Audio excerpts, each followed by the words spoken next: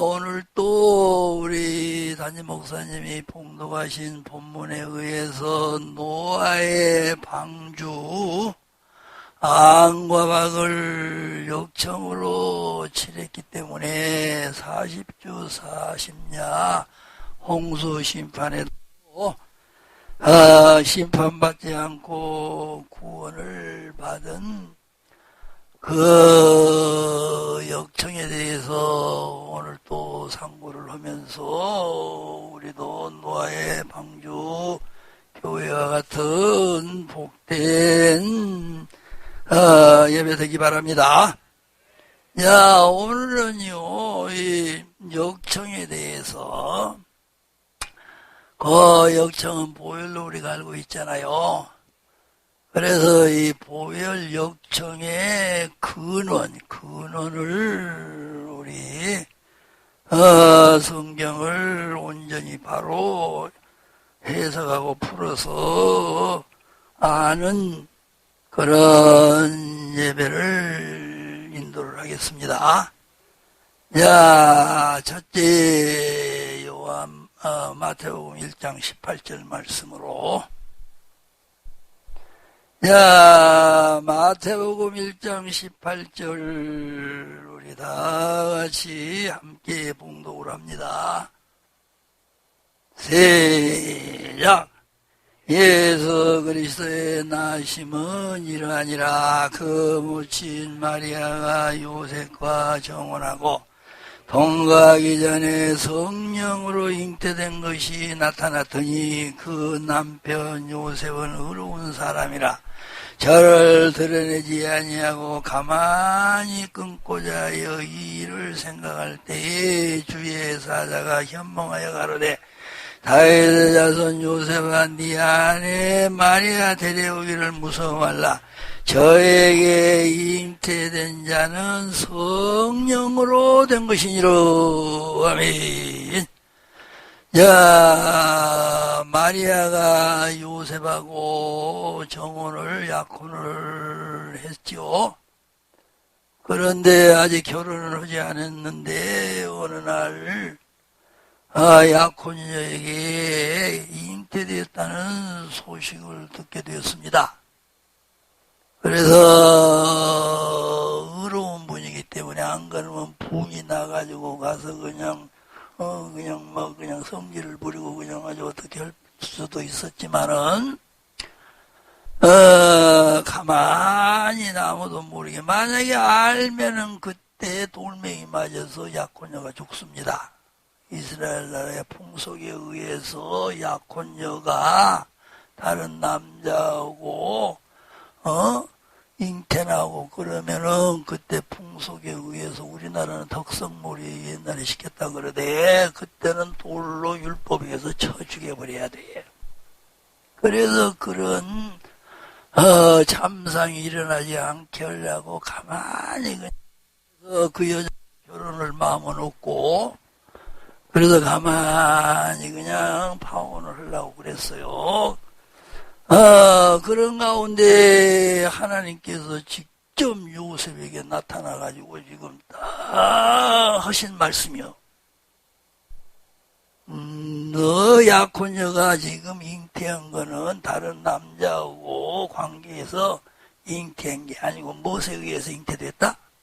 성령님에 의해서 다른 남자하고 손목도 안 잡았는데 잉태되었다라는 말씀이요. 그러니까 예수님은 성령님에 의해서 마리아 그 어머니 태 속에 잉태되신 분이라고 우리가 이 말씀을 통해서 알아야 됩니다. 믿어야 됩니다. 그런가 하면 요한복음 1장 14절 말씀을 또 우리 함께 요한복음 1장 14절을 함께 또 봉독합시다. 시작. 말씀이 육신이 되어 우리 가운데 거하심에 우리가 그 영광을 보니 아버지의 독생자의 영광이요 은혜와 진리가 충만하도록. 야, 이 말씀을 통해서는 마리아, 처녀 마리아 뱃속에 잉태된 예수님은 하나님의 말씀에 의해서 잉태되었고, 그래서 태어나셔서 이스라엘 나라에서 3년 반 동안 천국 복음 사역하시고 십자가에 피 흘려 죽으신 예수님은 은혜와 진리가 충만하신 분이라고 지금 여기 기록해 놨습니다. 자, 그렇기 때문에 마태복음 1장 18절과 요한복음 1장 14절 말씀을 종합해서 이제 우리가 알아야 제대로 하는 거예요. 그래서 마리아 뱃속에 잉태해서 육신이 되어서 유대 땅에 태어나시고 복음 사역하시고 십자가에 죽으신 예수님은 성령과 하나님의 말씀에 의해서 잉태되셨고 또 태어나셨고, 그리고 그 예수님이 복음 사역하시고 십자가에 죽으신 예수님은 성령과 진리 곧 하나님의 말씀이 충만하신 분이었다라고 지금 알으라는 말씀이요.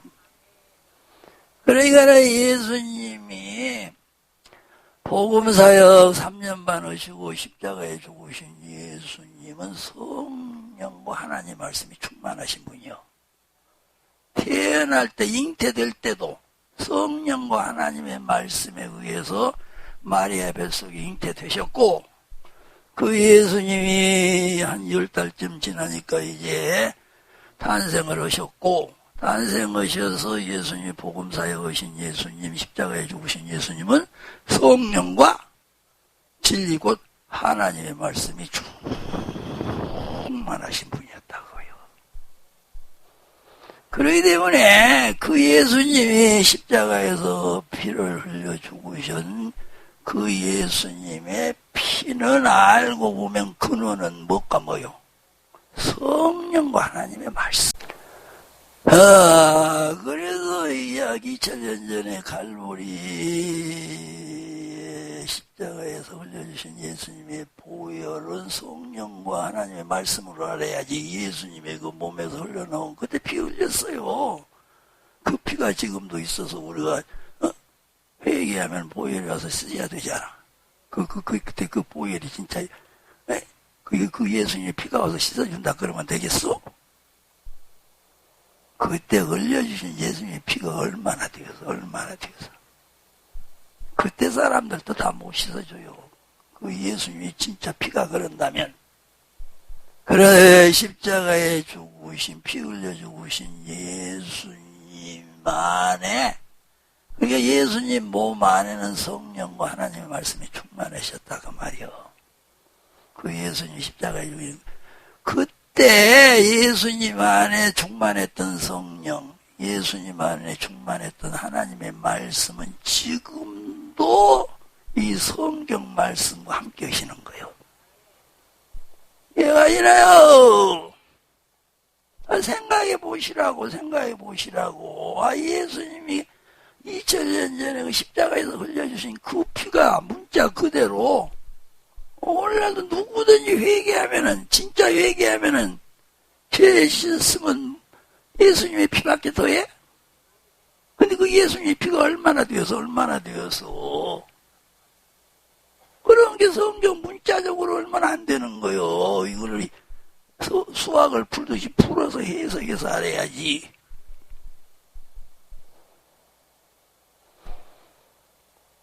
성령이 충만하시고 말씀이 충만하신 예수님이 십자가에 죽으셨다니까 그러네. 복음 사역하시고.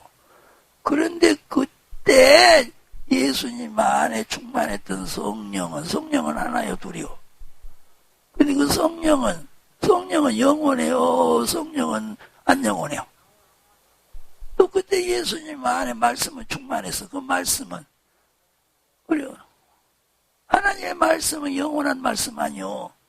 성령도 예수님 안에 충만했던 그 말씀이 지금 성경 66권 창세기 1장 1절부터 요한계시록 22장 22절까지 기록된 말씀이에요, 이게. 근데 이 말씀 속에는 다 성령이 함께해서 기록해놨잖아.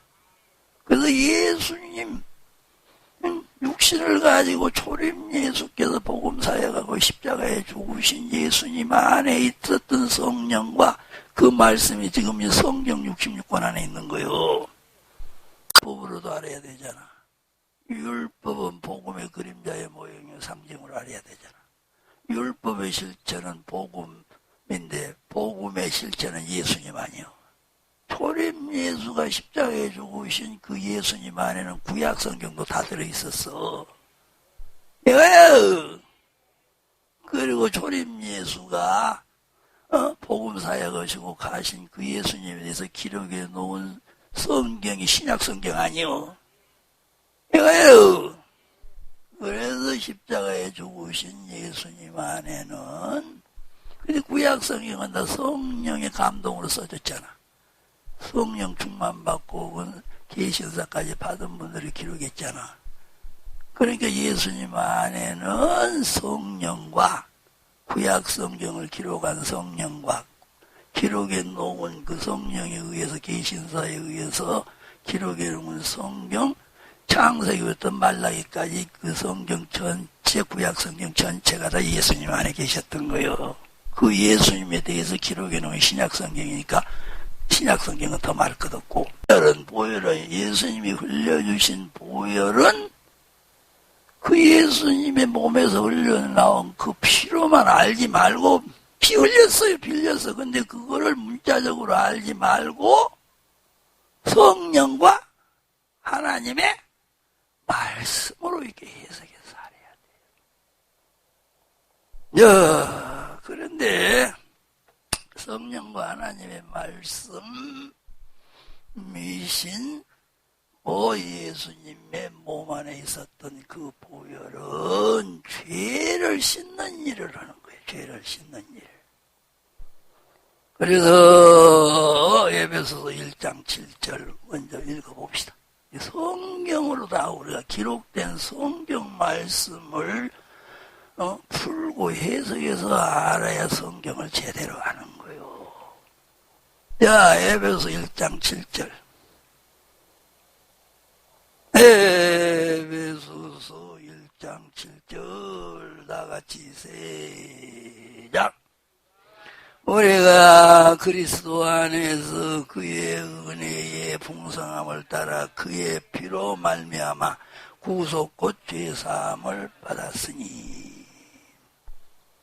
구속이란 말이나 죄사함 받는단 말이나 같아요. 죄 씻음 받는단 말씀도 같고 성경에 뭘로 구속 곧 죄 씻음 받았다 했어요. 그의 피는 누구의 피? 예수님이 어디서 흘려준 피? 그래 예수님 몸 안에 있는 피. 근데 십자가에서 흘려줬잖아. 그래서 예수님의 피가 지금 구속 곧 죄 사함, 죄를 씻어준다고 여기 기록해 놨잖아요. 자, 베드로전서 1장 18절로 19절. 베드로전서 1장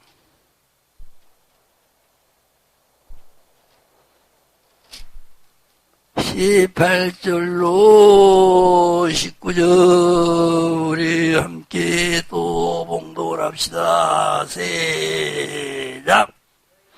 너희가 알거니와 너희 조상의 망령 행실에서 구속된 것은 은이나 금이나 없어질 것으로 한 것이 아니오 오직 흠없고 점없는 어린 양 같은 그리스도의 보배로운 피로 한 것이니로. 이 보배로운 피가 지금 보혈이요. 보혈이란 말은 보배로운 피라는 뜻이요. 예수님이 피인데, 몸에서 흐른 피인데, 몸에 있는 피인데, 왜 보혈이라고 하냐면 보배로운 피라 그 말이요. 왜 죄를 씻어줄 수 씻는 피기 때문에 우리 인간의 죄를 씻는 거는 씻을 수 있는 거는 아무것도 없어. 아무것도 없어. 다른 방법이 없어. 오직 예수님의 피밖에 없어. 피. 그러니까는 보혈이라 그런 거야. 보혈. 그 말은 예수님의 피를 왜 보혈이라 그러냐 그러면은 죄를 씻어주는 피기 때문에 그 보배롭잖아. 죄를 씻어주는 피, 죄를 씻음 받지 못하면 절대 천국을 못 가. 인간은 다 죄인으로 태어나서 지옥에 가야만 마땅해. 근데 예수님 잘 믿어서 죄 잘 씻음 받아서 안과 밖에 노아의 방주 마냥 씻음 받은 자만 천국을 가는데, 그렇게 죄를 안과 밖에 죄를 씻어주는 역청과 같은 역사는 예수님의 피밖에 없어요. 그러니까는 보배로운 피라 해야 되겠어. 그냥 피라 해야 되겠어. 그냥 피라고도 해야 되지만 보배로운 피라 해도 그것도 그냥 더 귀한 피라고 표현해야 되는데, 그래도 보배로운 피 정도로만. 야, 보세요. 히브리서 9장 22절도. 죄 문제 해결하는 방법은, 길은 다른 방법이 없는 거요. 오직 예수님의 육체로 태어나서 사역하시다가 십자가에 죽으신 그 예수님 몸 안에 있는 그 피밖에 없는 거예요. 그러니까 그 피는 보배롭다 해야 되겠어, 안 해야 되겠어? 보배롭단 말은 값있고 귀하고 그냥 자, 그래 봅시다. 히브리서 9장 22절 시작.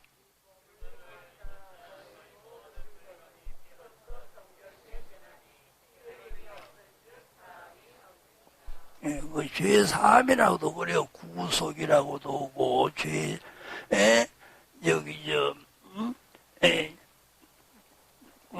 구속, 죄사함이라고도 그러고, 죄쓰심이라고도 그러고, 여기는 또 뭐라 그랬어? 죄사함이라고, 죄쓰심이라고도 그러고, 구속이라고도 그러고. 그럼 피 흘림이 없으면, 여기 피 흘림은 누구요? 그래, 갈보리에 십자가에서 돌려주신 예수님의 피 없이는 안 된다, 그 말이요. 죄 씻는 방법은. 그럼 구약시대에는 죄 씻는 십자가의 보혈로 죄 씻게 된다는, 그거를 그림자적으로, 예수님의 피로만 죄사함을 받는다는, 씻음 받는다는, 구속받는다는 그 진리를 그림자적으로, 모형적으로, 상징적으로 알려주기 위해서 이제 짐승을 잡아서 이제 피를 바르고 그래요. 6월절 양도 지금 1년 된 후는 지금 수양 잡아서 물 임방과 설제 발랐잖아요. 그것도 지금 무엇의 그림자의 모형 상징이요? 예수님이 지금 갈보리 언덕에서 십자가에 피 흘려주실, 죄 씻어주실 예수님의 그림자의 모형 상징 아니요? 그걸 어디까지나 상징이지, 구약시대의 짐승의 피가, 어린 양의 그 피가 진짜 죄를 씻어주는 건 아니요. 히브리서 10장 3절이야. 짐승의 피가 진짜 죄 씻는다 했는지 보자. 히브리서 10장 3절이야. 시작.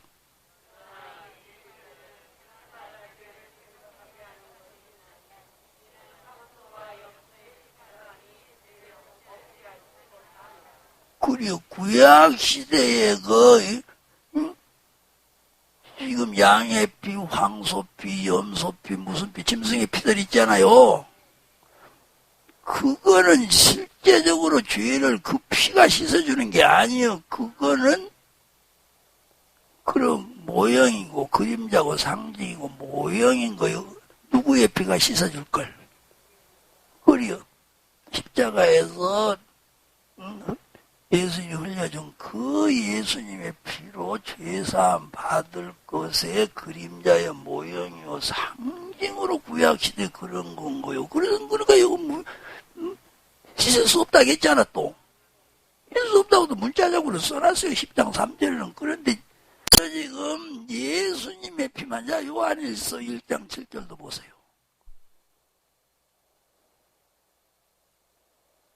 요한일서 1장 7절. 시작.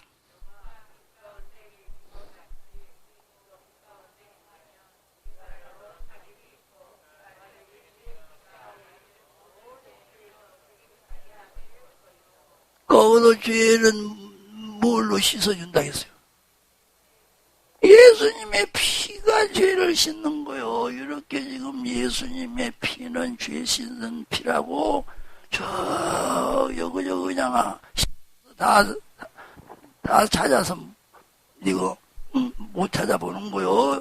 오직 예수님의 피만 우리 인간의 죄는 씻는 거. 아무리 문명이 발달되고 과학이 발달되어서 벨 그다 발명해내고 발견해내 제품이 나와도 인간의 죄 씻는 제품은 죽을 때까지 인류 역사가 없어질 때까지 재림 예수 오실 때까지 인류 역사가 끝날 때까지 못 만들어내. 하나님 못 만들어낸다 했어. 하나님 못 만들어낸다 했어. 못 만들어내는 거요. 야, 그런데 또 보세요. 죄를 씻는 일은 보혈이 한다고 이렇게 쭉 기록이 되어 있는가 하면은 성령과 하나님의 말씀이 한다고 또 그랬어. 야, 그런 지금 성경 가운데 고린도전서 6장 11절.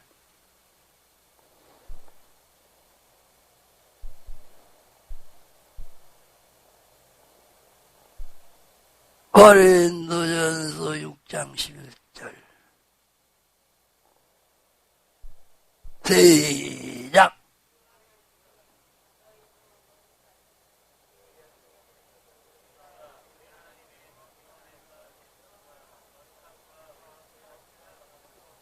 예, 거기 보면은 성령 안에서 씻음과 그랬잖아.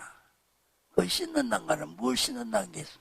죄의 씻음을 말해. 죄의 사함, 죄에서 구속, 씻음, 사함. 성령 안에서 건다면 성령님이 하신다 그 말이요. 이해가시나요? 자, 그 다음에 또 하나님의 말씀이 또 죄를 씻는다 그랬어. 에베소 5장 26절.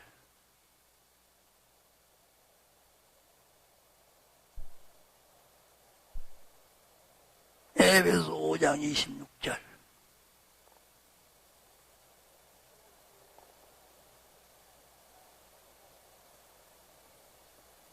시작.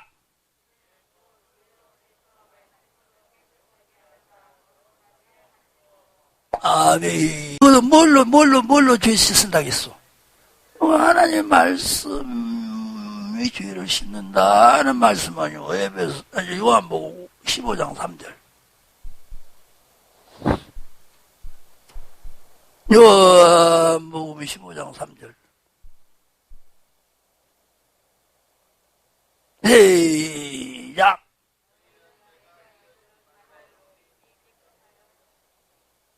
그럼 여기는 뭘로 깨끗해졌다 했어? 그럼 예수님이 일러준 말은 지금 성경 말씀이요. 이해가 아니라요. 뭐 성경 여기 찾으려면 시간 없으니까. 하여튼 우리가 그거는 기본적으로 알잖아요. 성령은 우리 죄도 씻어야 안 씻어요? 씻는 역사예요, 안 해요? 당연히 어디 소멸하는 불로도 막 역사하고 죄를 소멸해버리기도 하고. 그런가 하면 하나님의 말씀도 우리 죄를 씻는 거예요. 자, 이제 거룩하단 말은 죄 씻음 받은 자를 말해요? 죄 씻음 못 받은 자를 말해요?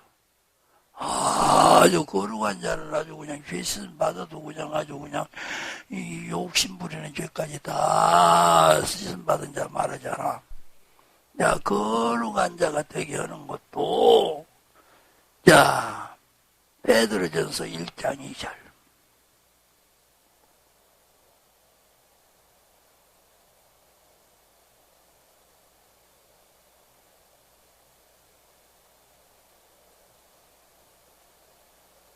시작.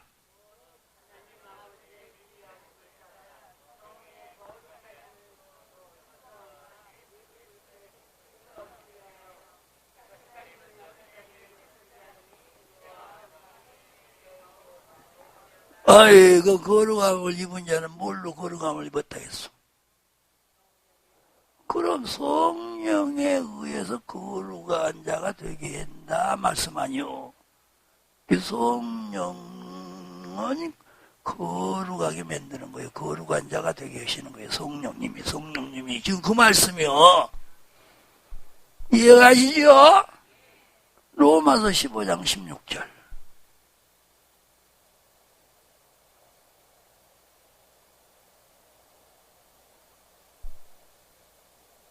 로마서 15장 16절 시작.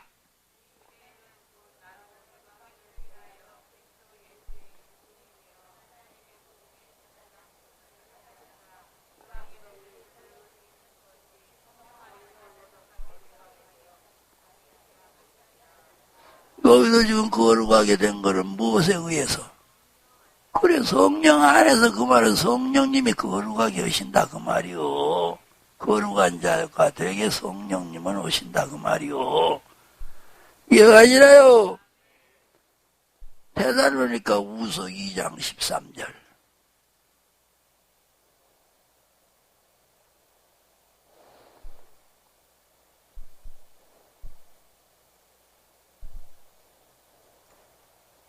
테살로니가 우서 2장 13절 시작.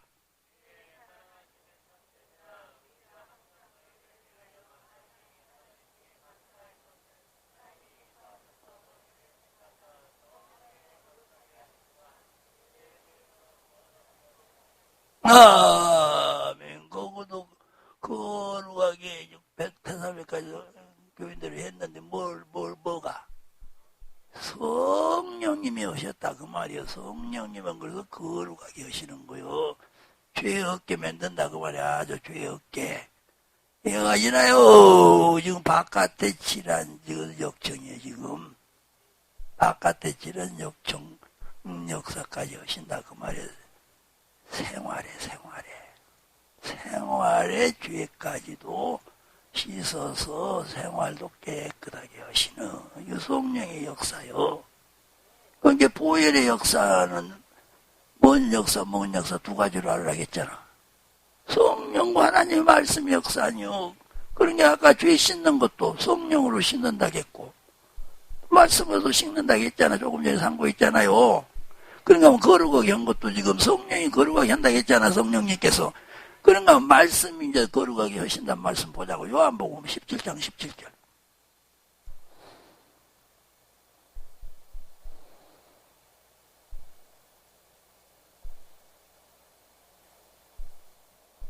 요한복음 17장 17절.